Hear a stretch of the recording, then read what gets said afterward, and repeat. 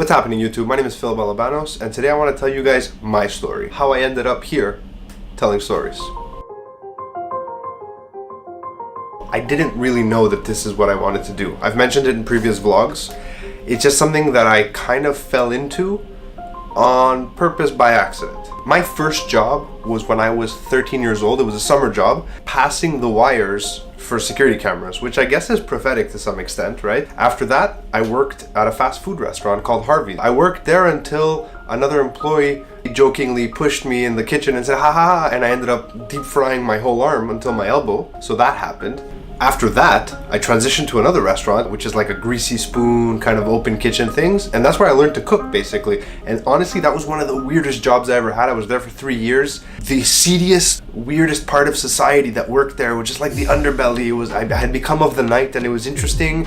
And my whole life changed because of it. And I feel like a lot of who I am today is heavily influenced by the time I spent in that greasy kitchen. I still make a mean sub sandwich and like a burger. I left because I got into a fight with my boss because they weren't paying me right, and I went and I worked in a photo studio here. So this is the part of the story where you're like, okay, this is where it happened. My mom got me a job working at this photo studio where I learned how to develop film stock. I learned how to work in a dark room. And after about 2 weeks, I was like, yeah, no, I'm never gonna need to know how to work with film or pictures, so this is not for me. Could have saved myself a lot of money in film school if I had just paid a bit more attention, getting paid to do. So that goes to show you, never say no to learning new things. I ended up working as a telemarketer for like 2 weeks. I was selling paper to people in the United States who didn't need paper, but I was pretending like I was their paper guy. It was super sketch. I was out of there before they even gave me my first paycheck. I don't think I ever even got paid.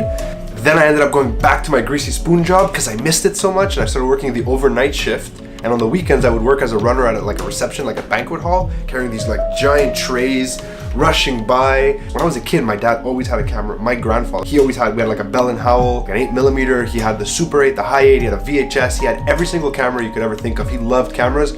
So like I had been exposed to cameras and to film and all these other things, but it was always as a home video kind of concept, right? So fast forward back again, I'm like 18 years old now, which I was in private college. I had worked hard to get there. 2 semesters in, they tossed my ass out on the street because I wasn't going to class. I was just talking about movies with my buddy Peter on the porch. And that's when I decided I needed to make a bit more money. So I went to work at like a fine dining restaurant where I was like, I'm gonna be a waiter, I'm gonna make tips.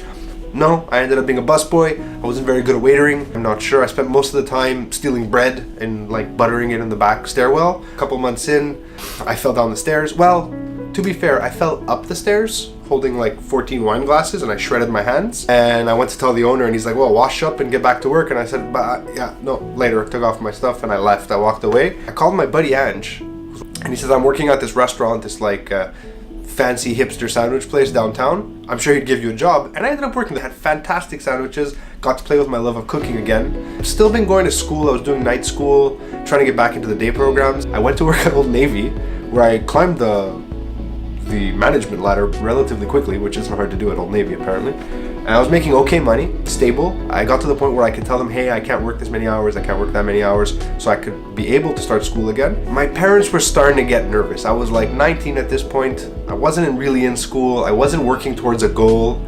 And then one day, I'm at my college. I've been put back into the daytime program. I'm making my course list for the year, and I realize I have one extra class that I need to fill, a credit that I need. And I see video 1. Now, when I was in high school, I had made this little fake like infomercial type commercial as a project. I had had a lot of fun doing it, and then I remember seeing video 1 in this college course packet, and I was like, you know what, I'm gonna take an intro to video. At that point, we were using mini DV cassettes. The sensors were still tiny, the video quality was garbage. I shoot this crappy little short. I have so much fun doing it with my buddy Peter, who at this point, this is the guy I got kicked out of college with. Peter had already gone to film school. He was at Trebas Institute in Montreal. He was just graduating because he had left before me, and he knew what he wanted to do. Peter was like, you know, slept with a copy of E.T. in his bed as a kid, can recite any piece of dialogue from any movie he's ever seen, ever. I want to do this, but it's not accredited. I don't get any kind, it's just like a certificate that says you went to film school. And Peter's like, yeah, it kind of sucks, and it was a lot of money too. And then I just did a little research on the school just to see what it was like, and I realized that days prior to me looking into it, the school had been recognized by like the governing educational board. It was now an accredited college program. Like I could sell this to my parents. So I went home, I remember this, my dad was frying up some burgers in the pan. I want to go to film school. And there was like an awkward, long silence. Like, if you had told us that there would be this much video content on the internet, we wouldn't have believed you. When I was in school, it's either commercials or you get to do some short films, some indies. That's it. There's no other market. Why? I said, well, I like it. It's something I like. He goes, yeah, but I said, no, I want to be behind the camera. I want to use a camera. I want to direct. And he started laughing. He wasn't like laughing at my dreams. He thought I was messing with him. During that whole process of me not knowing what I wanted to do really, and then looking for a program and trying to find jobs, there was one thing that had always been constant in my life. From a very young age, I was always in school plays. I was always writing, speeches to be given at events at school. When I was in high school, I continued that. I was part of the school's theater and drama club. I wasn't like super serious about it. It wasn't something that I talked about often, but it's something that I did. I had written and directed a play on my own for like a community organization to raise money for a school. It was something that was always there. It was always acting and writing, because I loved the sound of my own voice so much. I don't think my parents ever even considered these things as life choices. They were just something that I did extracurricularly, I guess. And I remember him just tossing the frying pan to the side on the stove and just like walking out, because I don't think he knew what to make of it. And the next day he said, okay, fine, let's go to the open house. So we went to the open house and I did it. And I went to Trebas. I started halfway through my first run into 2 sessions. And then I realized I couldn't keep up with the payments. So I had to, drop out of school temporarily. I had a relative who was working for the government, and she was just like, why don't you just come work for me? I said, what would I be doing? She said, you'd be like an intake clerk at the clinics. I said, let's do it.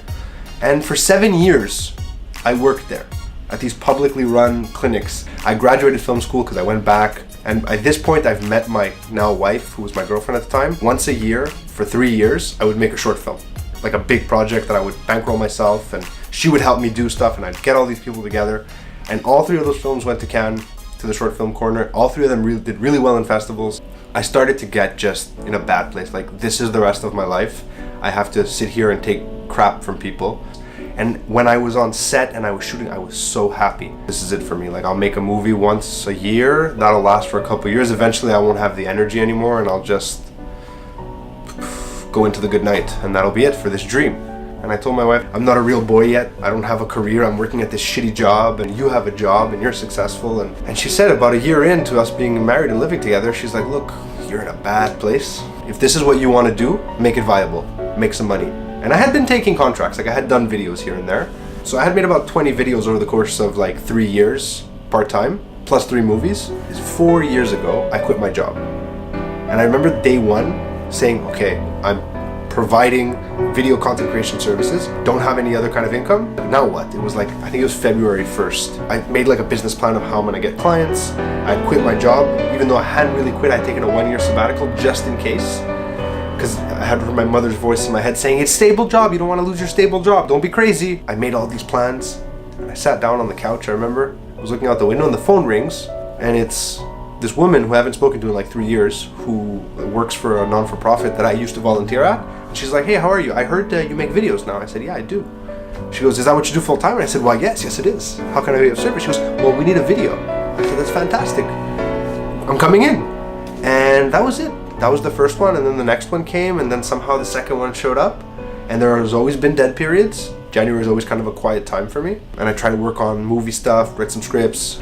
And yeah, so this story, this story time session is meant not to inspire, but to make you think, oh, okay, it's messy. It's a long, weird, random, nonsensical road.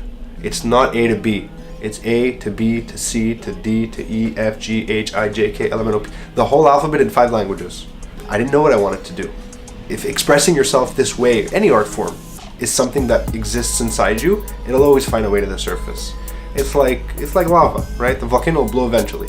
It just gotta figure out how to get there.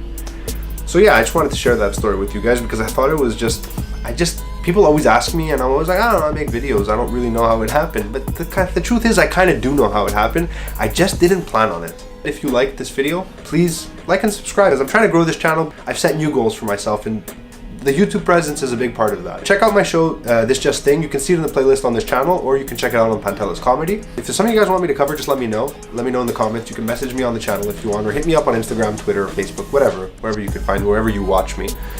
This was my story, and it's not over yet, so subscribe and you can find out how it ends.